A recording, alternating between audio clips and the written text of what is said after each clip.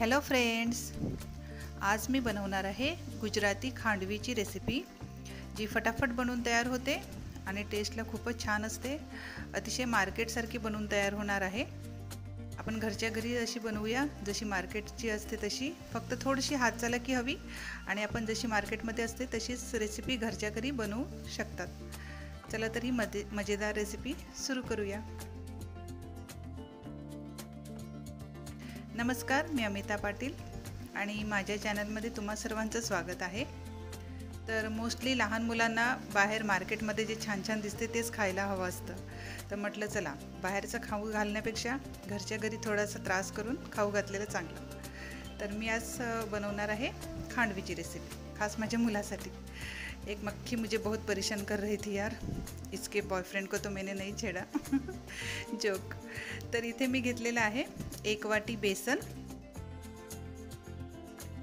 आणि आता मी घेतलेले आहेत 3 हिरव्या मिरच्या आणि 2 इंच एवढा अद्रकचा तुकडा सोलून घेतलेला आहे.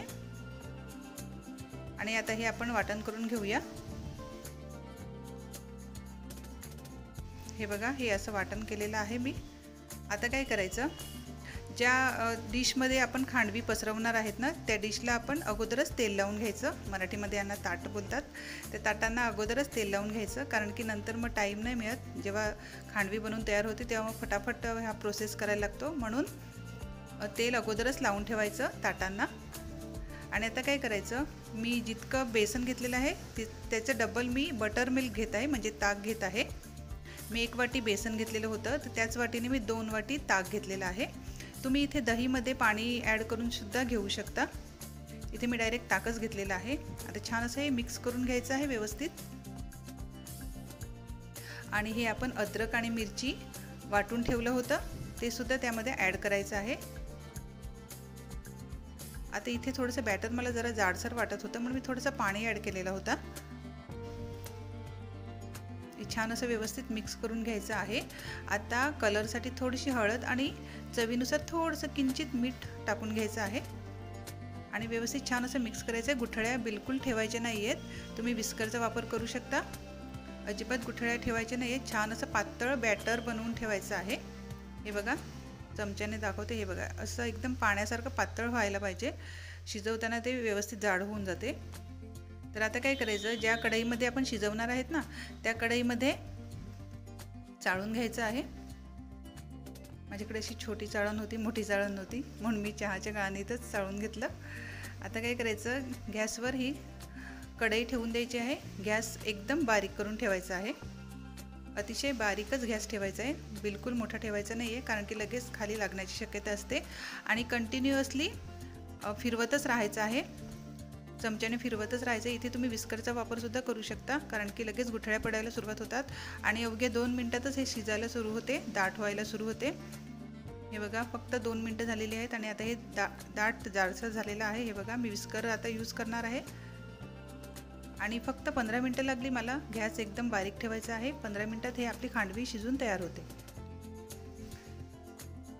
हे बघा, इतकं शिजवायचं आहे, जास्त शिजवायचं नाही आहे. आणि आता तुम्ही फटाफट ज्या डिशला आपण तेल लावून ठेवलं होतं ना, त्या डिशमध्ये आता पसरवून घ्यायचं आहे फटाफट.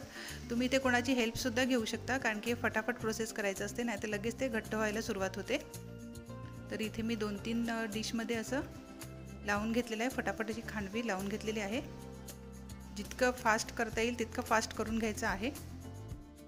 आणि 5 मिनटासाठी हे थंड होऊ द्यायचं आहे. 5 मिनटातच कट करायचं आहे.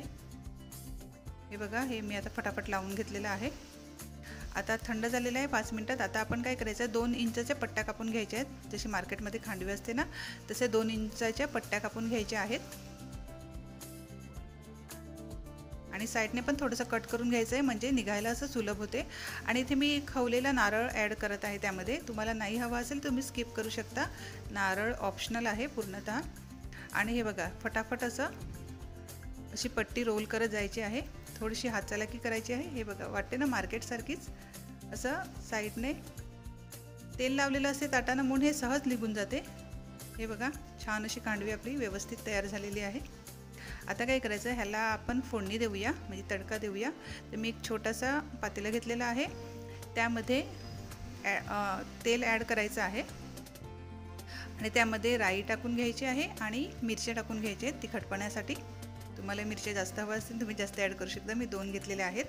आणि आता राई तडतडली की गॅस बंद करून ही फोडणी आपल्या खांडवीवर टाकून द्यायची आहे. वाटते ना मार्केटमधली सारखी, टेस्टला पण खूपच छान होते. आणि वरून आता नारळ भुरभुरायचं आहे. नारळ पूर्णतः ऑप्शनल आहे. आणि आपली खांडवी व्यवस्थित रेडी झालेली आहे. तुम्ही नक्की ट्राय करा आणि माझ्या चॅनलला सबस्क्राईब करा आणि खा पी मस्त राहा. Okay friends, thank you, bye bye.